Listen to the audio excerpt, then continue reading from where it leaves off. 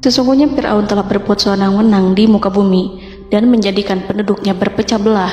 Dia bertindak semena-mena, lalim, melampaui batas, lebih mementingkan kehidupan dunia dan berpaling dari ketaatan Rob yang Maha Tinggi. Fir'aun memecah menjadi banyak sekali golongan dan kelompok dan menindas sebagian di antara mereka. Fir'aun menindas Bani Israel yang berasal dari keturunan Nabi Yakub. Saat itu, mereka adalah penduduk bumi terbaik. Mereka berada di bawah kuasa Raja Tiran yang zalim, yang memperbudak dan mempekerjakan mereka untuk pekerjaan-pekerjaan hina. Ada banyak faktor yang melatar belakangi perbuatan raja tersebut. Selain karena kebencian, ada juga faktor ramalan yang beredar pada saat itu. Bani Israel mengalami siksaan dan penyiksaan yang tak terkira. Nabi Musa diutus oleh Allah Subhanahu wa Ta'ala untuk membebaskan Bani Israel, dan telah berulang kali memperingatkan Fir'aun agar membebaskan kaumnya. Namun Fir'aun tetap bersikeras dan menolak. Suatu hari Allah Subhanahu wa Ta'ala memerintahkan Nabi Musa untuk kembali kepada Fir'aun dan menunjukkan mukjizat. Di sana Nabi Musa menunjukkan beberapa mukjizat, termasuk mengubah tongkatnya menjadi ular raksasa dan di tangannya mengeluarkan cahaya. Namun Fir'aun tetap ingkar, dan dari situlah awal mula kehancuran Fir'aun dan pengikutnya. Tentang bagaimana detail kisah lengkapnya serta kelanjutan nasib Fir'aun, dari mana awal mula keangkuhan Fir'aun sampai mengakui dirinya sebagai Tuhan, serta dari mana sumber kekayaan Fir'aun yang sampai penasihatnya saja Qorun bisa membangun istana megah, akan dibahas lengkap di sini. Namun sebelum saya melanjutkan kisahnya, dimohon kepada pemirsa untuk menonton video ini sampai selesai, supaya tidak ada kesalahpahaman dalam memahami isi cerita, serta mohon bantu channel ini semakin berkembang dengan cara subscribe dan berikan like serta komen positifnya. Semoga bantuan pemirsa sekalian menjadi amal jariah dan bernilai pahala di sisinya. Bismillahirrahmanirrahim. Fir'aun menguasai seluruh negeri. Seiring dengan makmurnya negeri Mesir, kekuasaan Fir'aun semakin hari semakin bertambah. Fir'aun berkuasa tanpa ada yang berani menentang, dan dia membuat keputusan sesuka hatinya. Bahkan dengan kesombongannya, dia sampai berani mengaku sebagai Tuhan. Gelar Fir'aun Raja Mesir kuno punya pengaruh besar yang diyakini sebagai seorang yang bertanggung jawab untuk melindungi dunia pada saat itu. Fir'aun bukanlah nama seseorang, melainkan sebutan dalam Al-Quran yang merujuk pada seorang Raja Mesir yang sombong, suka menindas, dan sering melampaui batas, yang hidup ketika Nabi Musa alaihi salam bayi sampai dirinya dibinasakan oleh Allah di Laut Merah. Fir'aun merupakan sebuah gelar bagi raja-raja Mesir yang muncul di era New Kingdom. Pendapat Syekh Abdurrahman As-Sadi mengatakan bahwa Fir'aun merupakan gelar yang diberikan kepada raja-raja Mesir, sebagaimana Raja Babel disebut Namrud, Raja Habasyah disebut An-Najasyi, Raja Yaman disebut Al-Qil, atau Raja Persia yang disebut Kisra, penguasa Roma yang dijuluki Kaisar. Sebutan Fir'aun dalam Al-Quran ini menjurus pada Raja Mesir yang hidup pada tahun 1527 sampai 1407 sebelum Masehi. Fir'aun dikhususkan untuk menyebut penguasa Mesir yang membangkang dan tidak beriman kepada Allah Subhanahu wa Ta'ala, sedangkan yang beriman kepadanya dikenal dengan nama Malik, yang saat itu hidup di zaman Nabi Yusuf alaihi salam. Sebagian ahli sejarah mengatakan bahwa penguasa Mesir pada masa Nabi Yusuf disebut Al-Malik atau Raja, tidak disebut Fir'aun, karena kedua penguasa ini berbeda asal daerahnya. Penguasa Mesir pada masa Nabi Yusuf berasal dari Mesir pesisir, sehingga mudah untuk menerima perubahan.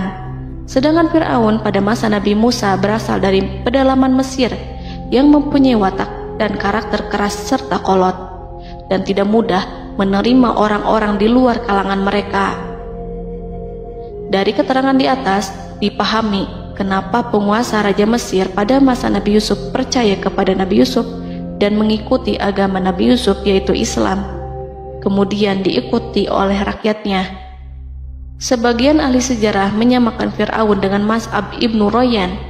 Ada pula yang menyatakan bahwa Fir'aun anaknya Walid ibnu Mas'ab ibnu Royan dari salah satu kaum Ad.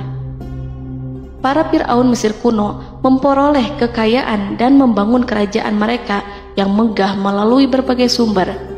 Beberapa sumber utama kekayaan dan pembangunan kerajaan Fir'aun adalah sumber daya alam.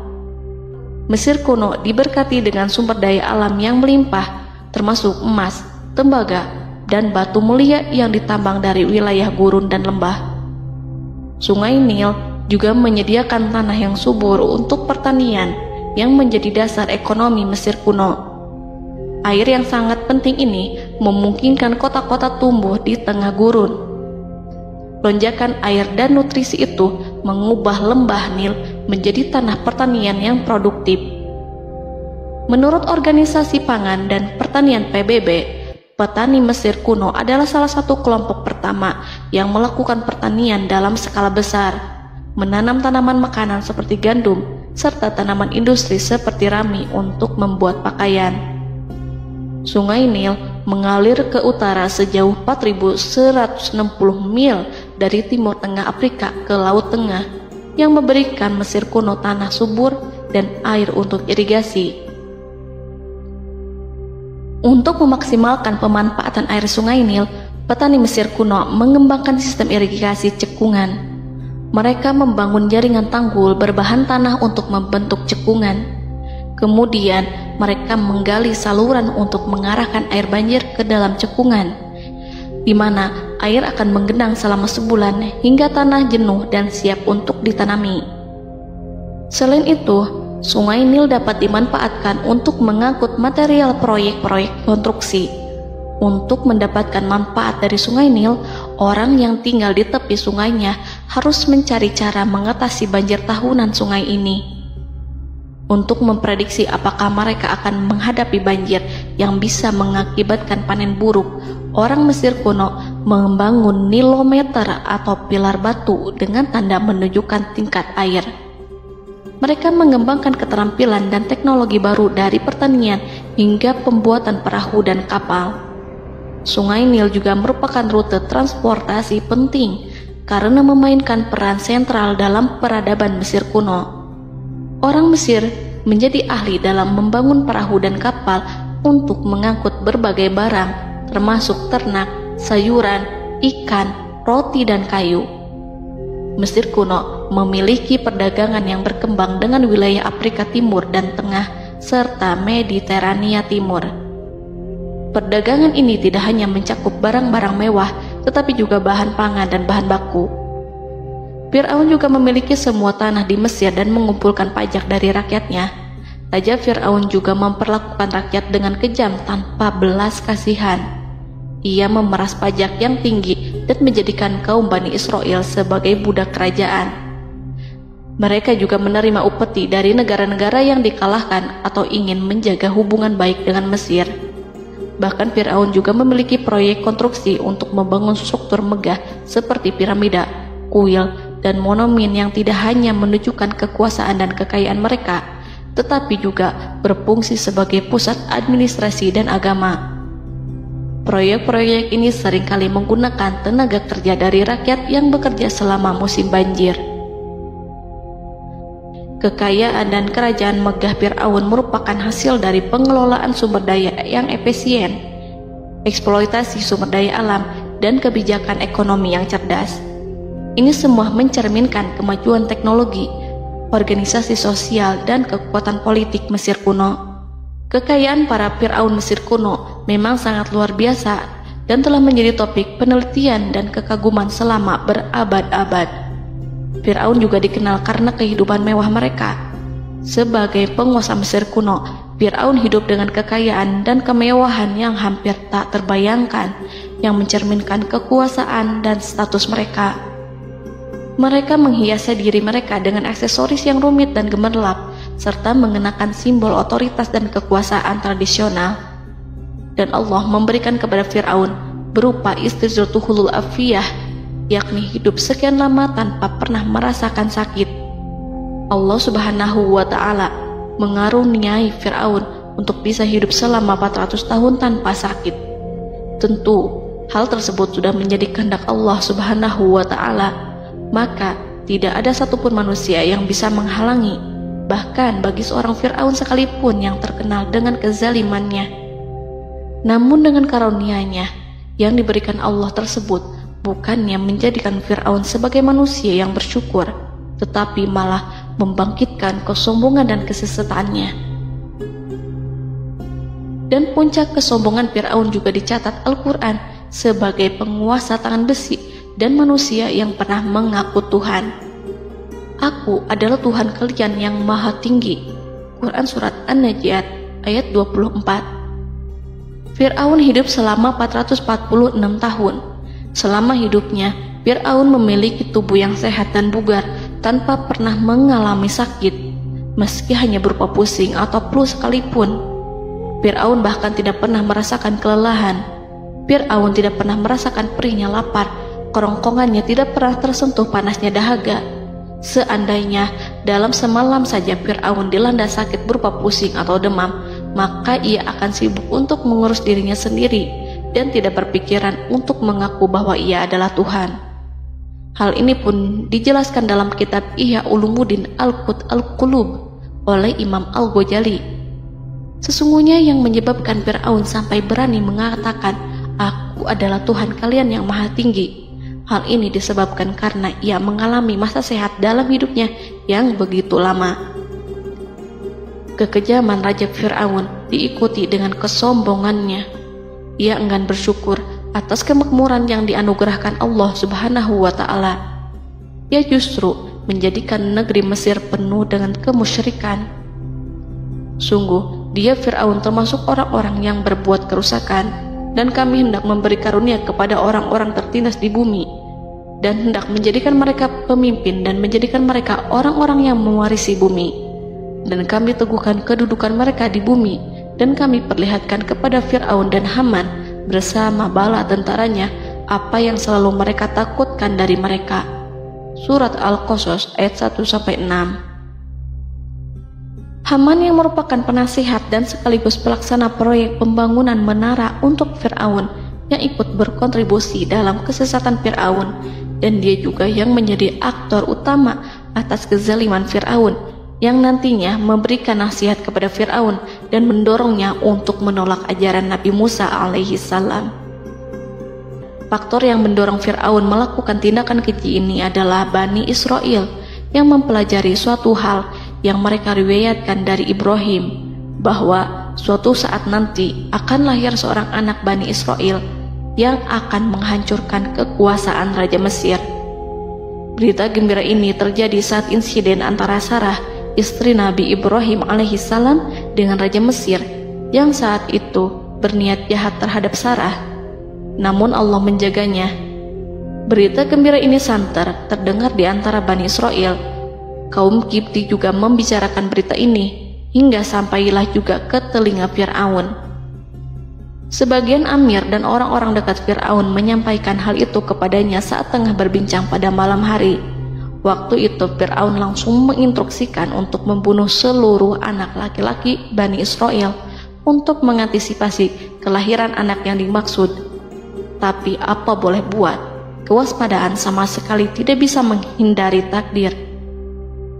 Suatu ketika Fir'aun bermimpi seakan-akan api datang dari arah Baitul Maqdis lalu membakar semua rumah Mesir dan seluruh kaum Kipti. Namun api tersebut tidak membahayakan Bani Israel. Saat bangun, Fir'aun merasa takut oleh mimpi itu. Ia kemudian mengumpulkan seluruh paranormal dan tukang sihir. Fir'aun bertanya kepada mereka terkait mimpi itu. Mereka berkata, akan lahir seorang bayi laki-laki dari kalangan Bani Israel yang akan menghancurkan penduduk Mesir. Sebab itulah Fir'aun memerintahkan untuk membunuh anak laki-laki dan membiarkan hidup anak perempuan. Fir'aun sangat mewaspadai agar Musa tidak lahir, hingga menunjuk sejumlah laki-laki dan dukun beranak berpatroli memeriksa para wanita hamil dan mendata waktu kelahiran mereka. Jika ada yang melahirkan anak laki-laki, si bayi langsung disembelih oleh para algojo seketika itu juga. Allah berfirman, kami mengilhamkan kepada ibu Musa, susuilah dia Musa. Jika engkau khawatir atas keselamatannya, hanyutkanlah dia ke sungai Nil dalam sebuah peti yang mengapung. Janganlah engkau takut dan janganlah pula bersedih. Sesungguhnya kami pastikan mengembalikan kepadamu dan menjadikan sebagai salah seorang rasul. Surat Al-Qasas ayat 7. Pada saat itu, ibu Musa yang bernama Ayarika, ada juga yang menyebut Ayah Zakat, merasakan kesedihan yang amat dalam dan sudah mengantisipasi sejak pertama kali mengandung Musa. Kehamilannya ini memang tidak terlihat. Harun lahir pada tahun ketika hukuman mati bagi lelaki tidak berlaku, sementara Musa lahir pada tahun di mana bayi laki-laki harus dibunuh. Saat melahirkan, ibunya mendapat ilham agar Musa kecil diletakkan di dalam peti yang diikat dengan tali. Rumahnya tepat di hulu sungai Nil. Ia menyusui Musa, kemudian ketika khawatir pada seseorang, ia meletakkan Musa di peti itu, lalu dilepaskannya ke lautan, sementara talinya tetap dipegang. Setelah semua orang pergi, ia tarik kembali peti itu. Namun suatu hari, ibu Musa melepaskan peti itu, tetapi dia lupa tidak mengikatnya dengan tali, sehingga peti berisi Musa kecil itu hanyut bersama aliran sungai Nil hingga melintas tepat di depan istana Fir'aun. Selir-selir Fir'aun itu memungut peti dalam kondisi tertutup rapat. Mereka tidak berani membukanya.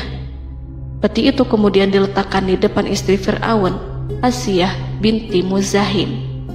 Ada pendapat yang mengatakan bahwa Asiyah berasal dari Bani Israel dari keturunan Musa.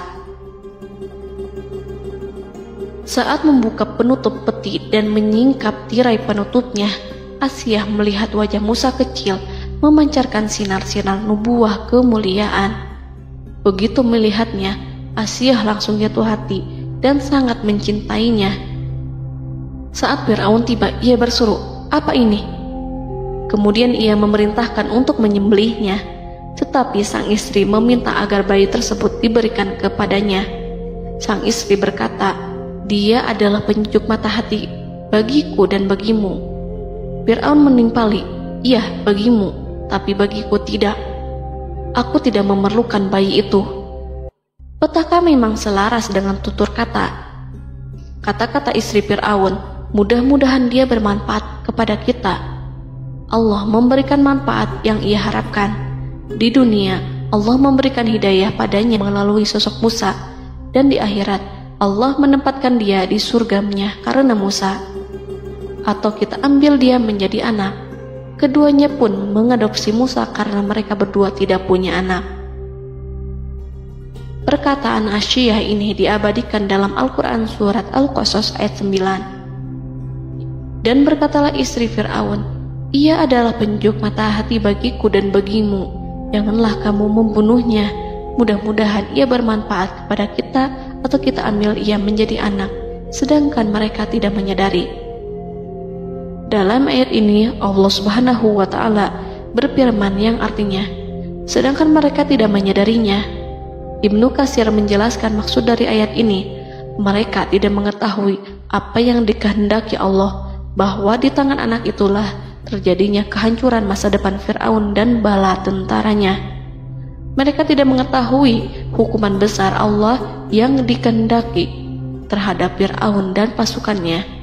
Mereka tidak tahu bahwa Allah menakdirkan mereka untuk memungutnya. Saat Musa tinggal di kediaman Fir'aun, pihak keluarga ingin menyusuinya. Namun Musa tidak mau menerima susu wanita manapun. Ia juga tidak mau makan, hingga mereka dibuat bingung karenanya. Mereka berusaha sebisanya untuk memberi Musa makan, namun Musa tidak mau. Seperti yang Allah sampaikan dalam surat Al-Qasas ayat 12. Dan kami cegah dia Musa menyusu kepada perempuan-perempuan yang menyusuinya sebelum itu. Mereka kemudian mengirim Musa bersama para dukun beranak dan sejumlah wanita ke pasar. Mungkin Musa mau menyusu pada seorang wanita di sana. Saat semua orang berdiri di hadapan Musa, saudari Musa melihatnya. Ia tak memperlihatkan sikap seakan-akan mengenal bayi yang sebenarnya adalah adiknya. Mereka kemudian pergi bersama saudari Musa itu ke kediaman Musa. Musa kecil kemudian digendong ibunya untuk menyusui bayi itu. Bayi yang tidak lain adalah anaknya sendiri, langsung menyusu dengan lahap. Melihat hal itu, mereka merasa sangat puas dan gembira. Mereka pun melaporkan peristiwa yang sangat menggembirakan itu kepada Asia. Asia meminta agar perempuan yang tidak lain adalah ibunya Musa itu untuk menetap bersamanya dan memohon kebaikan serta kesediaannya. Namun, perempuan itu menolaknya seraya berkata, "Sesungguhnya aku mempunyai suami dan anak-anak yang tidak bisa aku tinggalkan. Akan tetapi, aku siap melakukan jika bayi itu dibawa kepadaku ke rumahku." Akhirnya Asia mengutus ajudan kerajaan untuk menyerahkan bayi itu kepada ibunya Musa untuk disusui secara rutin. Asia kemudian memberikan berbagai macam fasilitas kepada ibu Musa berupa biaya nafkah sehari-hari, pakaian-pakaian bagus, dan beberapa hadiah istimewa yang lainnya sebagai kompensasi upah menyusui bayi itu. Akhirnya Musa kecil kembali ke pangkuan ibunya dan berada di bawah asuhannya. Allah telah menyatukan kembali bayi yang bernama Musa itu dengan ibunya sendiri. Fir'aun tidak akan menyangka jika Allah telah mempersiapkan sesuatu yang besar lewat kehadiran Musa kecil di kerajaannya. Sang Raja bengis lagi terpedaya oleh banyaknya pasukan yang dimiliki, kekuasaan, dan luasnya kerajaan yang maha agung yang tak terkalahkan, dan takdirnya tak bisa ditentang. Allah telah memutuskan bahwa bayi itu yang dia dan pengikutnya waspadai keberadaannya itu hingga dengan bengis membunuh banyak sekali nyawa yang tak terhitung jumlahnya. Padahal anak tersebut justru tumbuh dewasa di kediamannya, di atas kasurnya, memakan makanannya, dan meminum yang ada di rumahnya. Fir'aun sendiri justru mengadopsi dan merawat serta mengasuhnya tanpa menyadari rahasia besar di balik itu. Anak itu yang membuatnya binasa di dunia dan akhirat karena menentang kebenaran yang nyata yang ia sampaikan kepadanya. Nabi Musa tumbuh dan hidup sebagai salah seorang dari keluarga kerajaan hingga mencapai usia dewasanya, di mana ia memperoleh asuhan dan pendidikan sesuai dengan tradisi istana. Allah Subhanahu wa Ta'ala mengaruniakannya hikmah dan pengetahuan sebagai persiapan tugas kenabian dan risalah yang diwahyukan kepadanya. Musa tumbuh menjadi seorang pemuda yang mempunyai fisik dan akhlak yang kuat. Allah anugerahkan kepada Musa kesempurnaan tubuh dan kekuatan jasmani. Musa juga menyadari bahwa dia hanyalah anak angkat, tidak setetes pun darah Fir'aun mengalir padanya, dan bahwa ia keturunan Bani Israel yang ditindas dan diperlakukan sewenang-wenang oleh Fir'aun dan kaumnya. Maka dia berjanji kepada dirinya sendiri akan menjadi pembela bagi kaum-kaum yang lemah yang tertindas. Kekuatan fisik Nabi Musa memang tidak bisa diragukan. Itu terbukti pada saat Nabi Musa mampu mengangkat batu penutup sumur seorang diri, padahal batu itu hanya bisa diangkat oleh 10 orang laki-laki. Peristiwa kedua saat perkelahian antara Bani Israel dan orang Kipti atau kaumnya Fir'aun, suku asli Mesir. Saat orang Israel meminta pertolongan kepada Musa untuk mengalahkan orang Kipti, Musa menghampiri orang Kipti tersebut. Dengan tangan terkepal, Musa meninju orang Kipti dan matilah musuhnya itu. Orang Kipti hanya mati karena pukulan itu. Musa tidak sengaja dan tidak bermaksud untuk membunuh orang Kipti. Musa hanya berniat membuatnya jera. Dan karena peristiwa itulah Nabi Musa pergi meninggalkan Mesir karena Musa takut terhadap Fir'aun dan tentaranya yang akan membunuhnya. Karena jika mereka tahu bahwa Musa membunuh orang Kipti demi membela salah seorang Bani Israel, akan membuat Fir'aun dan pengikutnya mencurigai bahwa Musa memang berasal dari Bani Israel, dan pada akhirnya akan memicu sebuah permasalahan besar. Dan pada waktu yang sudah ditentukan oleh Allah, sekitar 10 tahun Nabi Musa meninggalkan Mesir. Pada akhirnya, Allah mengamanahkan dia sebagai seorang Rasul. Allah anugerahkan kepadanya hikmah kenabian dan pengetahuan di usia 40 tahun. Allah perintahkan Musa kembali ke Mesir untuk menghadapi Fir'aun dan mengajak dia mengakui Tuhan semesta alam. Tugas ini penuh dengan bahaya, mungkin bisa membuat Musa kehilangan nyawa, tetapi menuruti perintah Allah itu mutlak baginya. Ditemani oleh saudaranya Harun untuk membantunya membenarkan perkataannya. Lidah Musa cedal karena bara api yang pernah diletakkan di lidahnya saat Fir'aun hendak menguji akalnya setelah menarik jingat Fir'aun hingga berdarah. Fir'aun bermaksud untuk membunuhnya. Asia mengkhawatirkan Musa lalu berkata, dia masih kecil. Fir'aun kemudian menguji Musa dengan meletakkan buah dan bara api di hadapannya. Musa kecil hendak bermaksud meraih buah-buahan, tetapi tangannya dialihkan oleh malaikat. Lalu Musa mengambil bara api dan ia letakkan di lidahnya. Lidahnya cedal karena bara api ini. Musa meminta kepada Allah agar kekakuan yang ada di lidahnya dihilangkan sebagian, sebatas agar kata-katanya bisa dipahami, dan tidak meminta untuk dihilangkan secara total, karena para rasul hanya meminta sebatas yang diperlukan. Pergilah kamu kepada Fir'aun, karena dia benar-benar telah melampaui batas, maka berbicaralah kamu berdua kepadanya dengan kata-kata yang lemah lembut. Mudah-mudahan dia sadar atau takut. Quran Surat Toha ayat 42-43. Ini merupakan sifat santun dan kasih sayang serta rahmat Allah terhadap makhluknya, meski Allah mengetahui kekafiran dan kesewenang-wenangan dan kesombongan Fir'aun. Bersama Harun, Musa mendatangi Fir'aun setelah menemui beberapa rintangan yang lazim ketika akan menemui raja pada waktu itu. Pertemuan Musa dan Harun juga dihadiri oleh beberapa anggota pemerintahan dan penasihat. Bertanyalah Fir'aun kepada mereka berdua, siapakah kalian berdua ini? Musa menjawab, kami Musa dan Harun adalah pesuruh Allah agar kamu membebaskan Bani Israel dari perbudakan dan penindasanmu dan menyerahkan mereka kepada kami agar mereka menyembah kepada Allah dengan leluasa dan menghindari siksaanmu. Fir'aun segera mengenal Musa dan berkata kepadanya, bukankah engkau Musa yang sudah kami asuh sejak bayimu dan kami asuh dalam istana sampai usia remajamu dan mendapat pendidikan serta pengajaran yang menjadikan engkau pandai? Dan bukankah engkau yang melakukan pembunuhan terhadap diri daripada seorang dari golongan kami? Sudahkah engkau lupa terhadap itu semua dan tak ingat akan jasa kami kepadamu? Musa menjawab, bahwasannya engkau telah mengurus aku sejak kecil. Itu bukanlah jasa yang dapat kamu banggakan, karena jatuhnya aku pada tanganmu akibat dari kekejaman dan kezalimanmu tatkala engkau memerintah agar orang-orangmu menyembelih setiap bayi laki-laki yang lahir, sehingga ibuku membiarkanku mengapung di sungai Nil dan aku dipungut oleh istrimu, sehingga selamatlah aku dari pengejaranmu dan penyembelihanmu.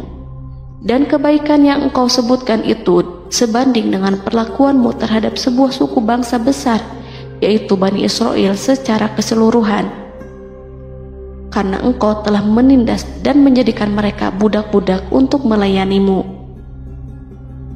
Dan mengenai pembunuhan itu merupakan kehilafanku, lalu aku lari darimu karena aku takut kepadamu. Namun peristiwa itu merupakan rahmat dan hikmah yang terselubung bagiku, sebab dalam perantauanku setelah aku melarikan diri dari negerimu ini, Allah Subhanahu wa Ta'ala mengaruniakanku dengan hikmah ilmu dan mengutus aku sebagai Rasul. Maka dalam rangka tugasku sebagai Rasul, datanglah aku kepadamu atas perintah Allah untuk mengajak engkau dan kaummu untuk menyembah Allah dan meninggalkan kezaliman serta penindasanmu terhadap Bani Israel yang kau pekerjakan dan perbudak mereka untuk melakukan pekerjaan dan melayanimu. Fir'aun bertanya, siapakah Tuhan yang engkau sebut-sebut itu, hai Musa? Adakah Tuhan di atas bumi ini selain aku yang patut disembah dan dipuja? Musa menjawab, ya, yaitu Tuhanmu dan Tuhan nenek moyangmu, serta Tuhan alam semesta. Fir'aun bertanya, siapakah Tuhan alam semesta itu? Musa menjawab, ialah Tuhan langit dan bumi, dan segala yang ada di langit dan di bumi. Berkatalah Fir'aun kepada para penasehatnya dan para pembesarnya, sesungguhnya Rasul yang diutus kepada kamu ini adalah seorang yang gila. Kemudian ia balik bertanya kepada Harun dan Musa, siapakah Tuhan kamu berdua? Akulah Tuhanmu yang paling tinggi. Surat An-Najiat ayat 23-24. Dan Fir'aun berkata, wahai para pembesar kaumku, aku tidak mengetahui ada Tuhan bagimu selain aku. Quran Surat Al-Qasas ayat 38. Fir'aun menentang, padahal ia tahu bahwa ia adalah hamba yang diatur, dan Allah lah yang menciptakan dan memberi bentuk rupa. Dan mereka mengingkarinya karena kezaliman dan kesombongannya, padahal hati mereka meyakini kebenarannya. Maka perhatikanlah bagaimana kesudahan orang-orang yang berbuat kerusakan. Quran Surat An-Naml ayat 14. Fir'aun beralih memakai kekuasaan dan wibawa yang ia miliki. Fir'aun berkata, jika engkau menyembah Tuhan selain aku akan memasukkanmu ke dalam penjara. Musa berkata, apakah engkau akan melakukan itu sekalipun aku tunjukkan kepadamu suatu bukti yang nyata? Fir'aun menjawab, tunjukkanlah sesuatu yang nyata itu. Maka Musa melemparkan tongkatnya. Tiba-tiba tongkat itu menjadi ular besar, dan Musa mengeluarkan tangan dari dalam bajunya. Tiba-tiba tangan itu menjadi putih bercahaya. Saking ketakutannya hingga membuat Fir'aun terkena diare. Dalam sehari lebih dari 40 kali buang air. Namun Fir'aun sebagai raja yang mengaku Tuhan tentu tidak akan begitu saja menyerah kepada Musa, walaupun telah diperlihatkan 2 mukjizat.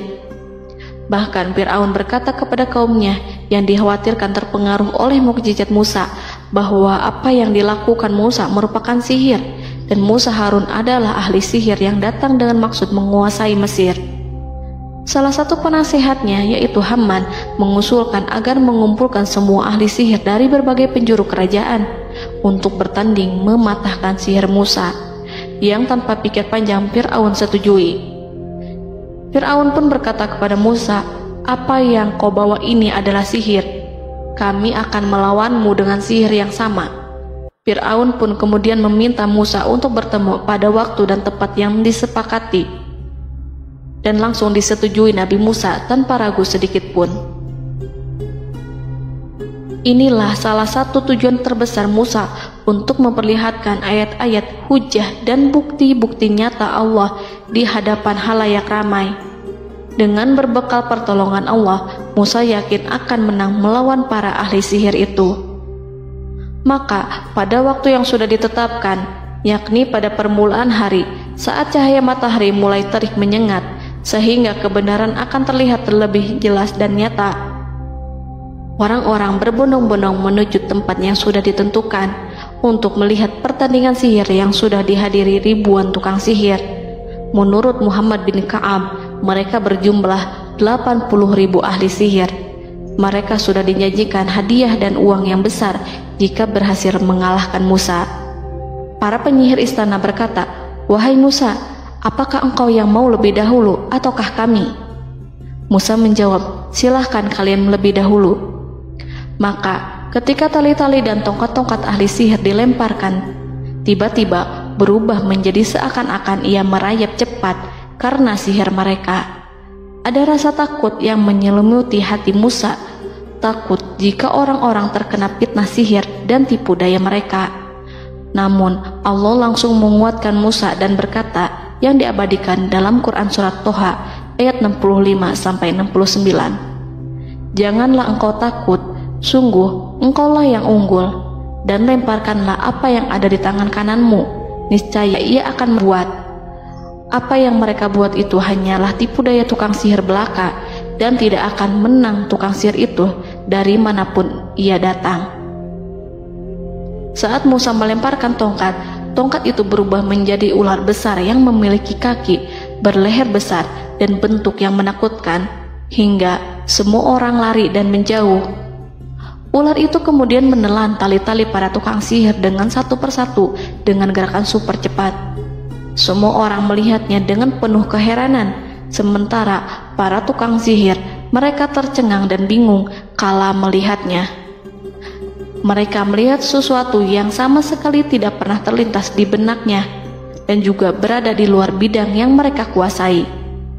Saat itulah mereka tahu pasti bahwa yang mereka lihat itu bukanlah sihir, sulap, khayalan ilusi ataupun kebohongan semata, tetapi sebuah kebenaran yang hanya bisa dilakukan oleh Yang Maha Benar, yang mengutus mukjizat tersebut dengan benar. Allah menyingkap tabir kelalaian dari hati mereka, menyinarinya dengan petunjuk yang Ia ciptakan dan menyingkirkan gumpalan keras di hatinya. Mereka segera bertaubat dan tunduk sujud kepadanya. Dengan lantang mereka mengatakan kepada semua yang hadir tanpa memperdulikan hukuman ataupun siksaan apapun, "Kami beriman kepada Rob seluruh alam, yaitu Tuhannya Musa dan Harun."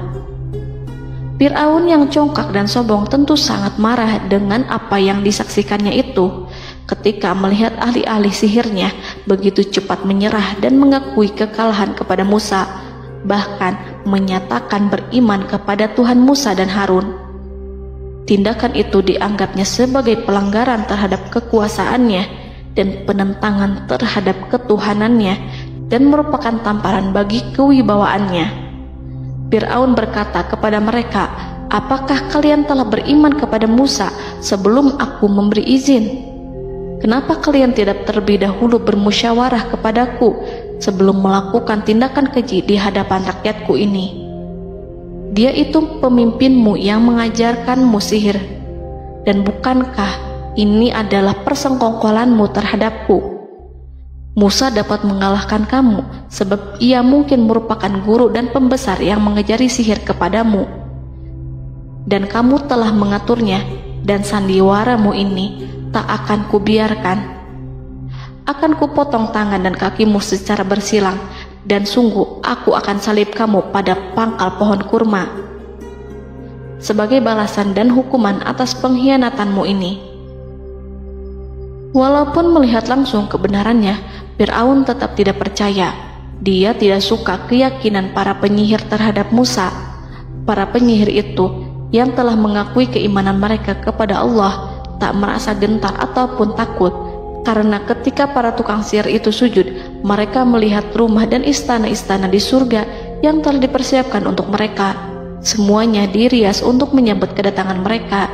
Karena itu, mereka tidak peduli dengan ancaman Fir'aun. Setelah peristiwa kekalahan penyihir Fir'aun dengan mukjizat Nabi Musa itu, Fir'aun serta penasihat dan para pembesarnya, termasuk Haman, merencanakan penindasan yang lebih kejam untuk kaum Bani Israel dan merencanakan pembunuhan terhadap Nabi Musa. Fir'aun khawatir jika gerakan Musa tidak dipatahkan akan mengancam kerajaan dan kewibawaannya yang mengaku sebagai Tuhan. Walaupun sudah diingatkan oleh orang mukmin dari kalangan keluarga Fir'aun agar tidak membunuh Nabi Musa dan menyeru kembali menuju jalan yang benar dan mengingatkan kepada akibat yang buruk yang akan didapati nanti, namun Fir'aun dan penasihatnya tetap berada pada kesesatan. Sebagai balasannya, Allah menghukum Fir'aun dan penduduknya dengan kekeringan dan penyakit yang bertahun-tahun karena menolak Rasulnya. Mereka dilanda banjir bandang, darah yang bercampur dengan seluruh air yang ada. Setiap kali mereka akan mengambil air, baik air sumur ataupun air sungai Nil, pasti akan berubah menjadi darah segar. Serbuan belalang pun tidak bisa mereka hindari. Belalang menghinggapi tanaman hingga tak menyisakan satupun buah, daun ataupun rumput. Serangan hama dan wabah katak juga mengerumuni mereka hingga berjatuhan di makanan, wadah-wadah, sampai-sampai ketika ada yang membuka mulut untuk makan ataupun minum, pasti ada katak yang jatuh di situ. Semua hukuman itu hanya menimpa Fir'aun dan pengikutnya, sama sekali tidak menimpa Nabi Musa dan Bani Israel. Namun mereka tidak belajar ataupun berubah, mereka tetap saja kafir dan hanyut dalam kejahatan. Setiap kali Allah timpakan hukuman kepada Fir'aun dan pengikutnya, mereka bersumpah dan berjanji kepada Musa untuk beriman. Namun ketika hukuman itu dihilangkan, mereka ingkar janji, berpaling dan kembali kepada keburukan seperti sedia kala.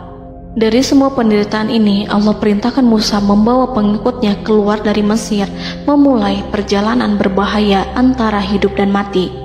Setelah mengetahui keberangkatan Nabi Musa dan Bani Israel, Fir'aun bersama tentaranya bergerak untuk membantai mereka.